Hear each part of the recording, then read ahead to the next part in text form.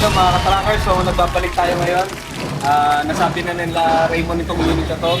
So itong unit natin na 10-wheeler, may karga pa siya, nakita nyo naman mga ka-trackers. So dito mo talaga makikita yung mga unit natin is full natin pinararating.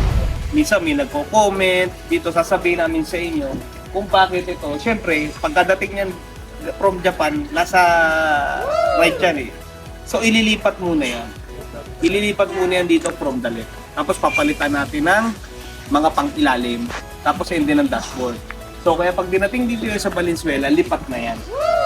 Habang nandoon yun sa Subic, mga ka-tracker, itong unit na to, pinaprocess na natin yung mga dokumento niyan.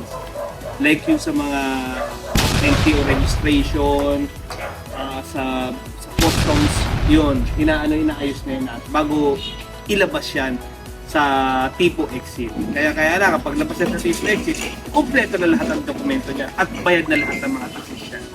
Yan. So, anyway, balik tayo ito guys kasi talagang may nagsasabi sariwang-sariwa left na yan. Common sense lang naman dito mga ka-tracker. Siyempre, hindi natin pwede patakbuhin dito ng naka-right hand. So, itong unit na to, from Japan, nalipat na natin siya. Nakita nyo naman. Ito, close up mo. Ito. Yan. Ito siya dati, nalipat yan.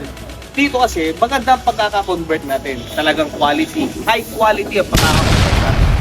So, itong unit na to, 4.5 tonners ang kaya niya. Tapos, 4 section yung kanyang boom. Tapos, ang brand ng boom niya is Tadano. Napakatibay at napakalakas. And then, 8 star siya mga ka-trackers. Ang engine niya is 6WF F1 inline mga ka-trackers. Ito ang pinaghahanap ng iba. Sa mga buyers natin, naghahanap ng drop side. Ito, maganda to. Dahil lang kanyang drop side, 4. Apatabi J yung taas niya. So, sobrang talagang taas. High sidings mga ka-trackers. Aluminum sidings. And then, muweli ang likod. Banana lip spring. Diba? Na with center bogie. Yan, kita nyo naman. Tutak pa siya. Yan, kita nyo. Sariwang-sariwa, hindi masyadong gamit. Yan. Itong unit na to, ipupuli rin ko natin yan. So, ito, kita nyo naman, may date pa yan. Kung kailan niya na may oras pa yan talaga na sinasabi natin na kung anong oras siya binaba ng barko, kung anong oras siya na-check, ito yan. So, bagong-bago lang mga August. Kaya mo lang, na-prox na lahat ng mga dokumento. From August, siyempre kinumpert yan.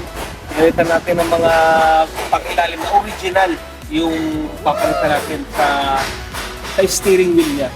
Ang susunod natin papakita ko sa inyo, yung sa susunod ito pag nababa na natin ito, talagang tinatakpan natin yan. Kasi ngayon medyo mahigpit sa mga highway na pag may kargang ganyan, kailangan takpan din. So ito na yun. Sa mga maghahanap ng unit na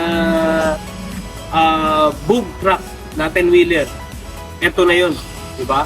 So ano pang inihintay mo? Baka ikaw nanonood, baka ikaw na ang susunod na magmamayari nitong truck na to.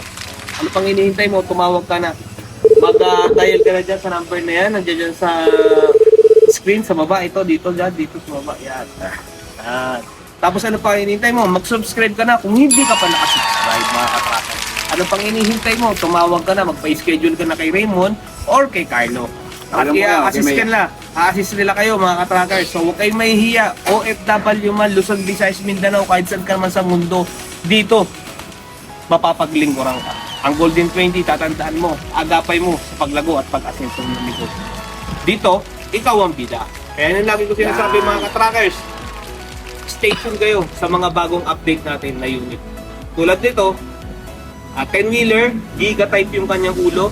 Hindi pa siya yung modelo na G7000 na ulo. So ito pa yung lumang ulo natin. So if ever na magustuhan nyo ito at pabago nyo yung ulo, po pwede rin naman yun. Yun. Dito wala na kayong babaguhin. 8 stud, napakaganda ng gulong, napakaganda ng tindig. At hindi pa unat na unat yung mga melya niya. Diba? At ang unit ko to, hindi pa pagod. Katulad ng jowa mo. So ano pa hinihintay mo mga ka-trackers? Tumawag ka na. Diba? So, stay tuned mga ka-trackers. Sa ulitin.